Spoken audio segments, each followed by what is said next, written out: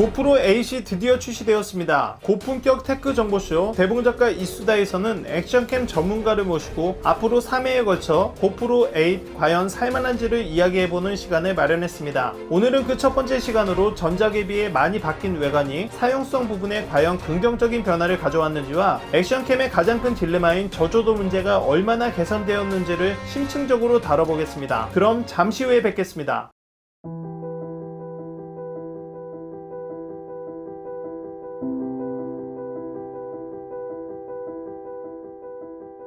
고품격 테크 정보쇼 대봉작가 이수다입니다. 액션캠의 왕으로 군림해왔지만 최근 악화된 것으로 알려진 회사 사정과 오즈모 액션 등의 강력한 후발주자의 도전을 받으며 많은 관심 속에 지난 15일 고프로 8이 정식 출시되었습니다. 앞서 예고드린 대로 액션캠 전문가를 모시고 바로 이야기 나눠보도록 하겠습니다.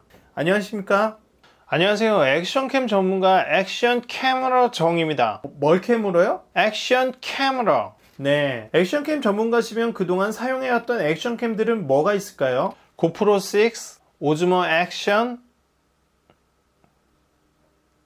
끝인가요? 그만 좀 캐머러. 네, 알겠습니다. 고프로 8을 어렵게 구하신 것으로 알고 있는데 기기를 처음 접했을 때 느낌이 어땠는지 말씀해 주시죠. 전전작인 고프로 6를 오랜 기간 동안 사용해온 사용자로서 첫 느낌은 좀 넙대대해 보였습니다. 고프로 8의 가로 세로의 크기가 약간씩 더 커졌고 두께는 거의 비슷했지만 렌즈 일체형이 되면서 렌즈 부분이 얇아지다 보니 눌러서 넓어진 것 같은 느낌이 들었습니다. 그리고 전후면 액정 크기가 전작과 거의 동일한데 본체 면적만 넓어지다 보니 액정은 더 작아진 것 같은 느낌이 들었고요. 특히 후면 액정은 이전에는 거의 가운데에 있는 것 같았는데 이제는 왼쪽에 치우친 것 같아 보였습니다. 하지만 하우징을 씌울 필요가 없어서 그런지 체감상 커진 느낌은 전혀 들지 않았고 오히려 간편해진 느낌이었습니다. 네, 근데 말투가 갑자기 바뀐 것 같은 이제 그만 좀 캐머러. 알겠습니다. 외관 변화에 대한 이야기 계속하시죠. 하우징으로부터 벗어난 것은 이번 고프로 8의 가장 큰 변화입니다. 아래에 달린 힌지로 하우징 없이 바로 액세서리와 결합할 수 있었고 옆쪽에서 바로 배터리를 교환할 수 있는 것은 너무나 편했습니다. 하지만 힌지 내구성이 견고해 보이진 않았습니다. 만약에 이 부분이 부서지면 본체 전체를 AS 받아야 하기 때문에 험한 환경에서 막 사용해도 될까 하는 의구심이 들었고 힌지 부분은 힘을 주면 좌우로 살짝 움직이는데 촬영 때 앵글이 틀어지는 것을 조심해야 할 것 같았습니다. 또 배터리 커버가 생각보다 잘 빠집니다. 원래 고프로는 배터리 커버가 빠지기는 하지만 너무 쉽게 빠지고 위쪽에서 보면 이격된 부분이 크다 보니 방수에 영향은 없을지 살짝 염려가 되기도 합니다. 또 개인적으로 아쉬웠던 부분은 액정입니다. 액션캠은 수중에서도 많이 사용하는 것만큼 렌즈에 물기나 지문 등이 덜 묻는 처리가 된 렌즈를 기대했었는데 기존과 큰 변화가 없었고 오히려 렌즈 일체형으로 나오면서 기스가 나더라도 교체할 수 없는 부분은 매우 아쉬웠습니다. 공홈에 액정 보호 필름을 팔긴 하던데 그게 그런 역할을 하는 건지는 잘 모르겠습니다. 그렇군요. 긍정적인 부분과 아쉬운 부분이 같이 있군요. 하우징으로부터 벗어나면서 SD카드나 배터리를 바로 교체할 수 있는 점은 정말 엄청나게 편해진 부분인데 액세서리 교환할 때 번번이 마운트에 끼우는 것이 편한지 하우징의 본체만 교환하는 것이 편한지는 사용을 해봐야 알 것 같습니다. 그리고 하우징이 없는 대신 본체의 보호장치가 없어진 부분이나 힌지의 내구성은 우려되는 부분인데 고프로 8을 액션캠답게 막 굴려도 괜찮을까 하는 의구심이 듭니다. 아무튼 충분히 사용해보고 몇 개월 뒤 다시 리뷰하도록 하겠습니다. 컨텐츠로 완전 뽕을 뽑겠다는 이야기군요. 좋습니다. 그럼 두 번째 주제인 저조도 부분에 대해 이야기해보죠. 액션캠의 가장 큰 문제인 저조도시 화질 문제 개선이 좀 되었나요? 저 역시 이번 고프로 8을 기다리며 가장 기대했던 부분이 저조도시 화질 개선이었습니다. 액션캠은 작고 가벼운 데다 극강의 손떨림을 지원하기 때문에 야외 촬영 시 간편하게 좋은 결과물을 얻을 수 있지만 저조도에서는 취약한 아쉬운 점이 있죠. 여기서 저조도는 빛 하나 없는 암흑만을 이야기하는 것은 아니고 해질녘이나 이른 아침, 일정 조도 이하의 환경이나 실내를 이야기합니다. 사실상 대낮의 야외를 제외한 모든 것이죠. 지금 보시는 이 칠흑 같은 어둠은 늦은 밤이 아닌 6시 44분입니다. 제 퇴근 시간이거든요. 요즘엔 이 시간만 돼도 엄청 어두워지더군요. 보시는 것처럼 이 정도 저조도에서는 하이퍼 스무스고 뭐고 아무 소용없습니다. 저조도시 액션캠의 고질병인 영상 꿀렁거림과 빛번짐 효과가 확연하게 보입니다. 빛이 약간 있는 곳으로 이동해 봤지만 크게 나아지지 않았습니다. 보시는 것처럼 극저조도에서는 사용이 어렵다고 보시면 될 것 같습니다. 야간이지만 조도가 꽤 밝은 강남역 뒤편으로 이동했습니다. 눈으로 보기에 낮과 다름없이 밝았습니다. 그래서 아까보다는 한결 볼만한 영상이 되었습니다. 하지만 그것은 아까에 비해서 그런 거고 꿀렁거림 때문에 손떨방은 없는 수준이고 빛번짐도 엄청 거슬립니다.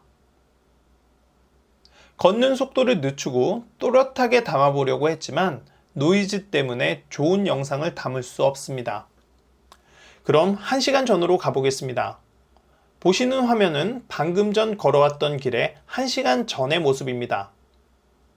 해지기 직전이라 조도가 그렇게 밝다고 볼 수는 없지만 보기에 아직 어둠이 내리기 전입니다. 여전히 고프로가 자랑하는 하이퍼 스무스가 제 성능을 발휘하지 못하고는 있지만 그래도 많이 봐줄만 해졌습니다. 하지만 벽 쪽을 보면 노이즈가 자글자글한 것을 볼 수 있습니다. 빛번짐도 슬슬 시작되려는 것 같고요. 그리고 그늘진 곳으로 가면 꿀렁거림이 엄청 심해져 몹쓸 영상이 되어버립니다. 다음은 실내로 가보겠습니다. 출근길 지하철로 들어가는 모습입니다.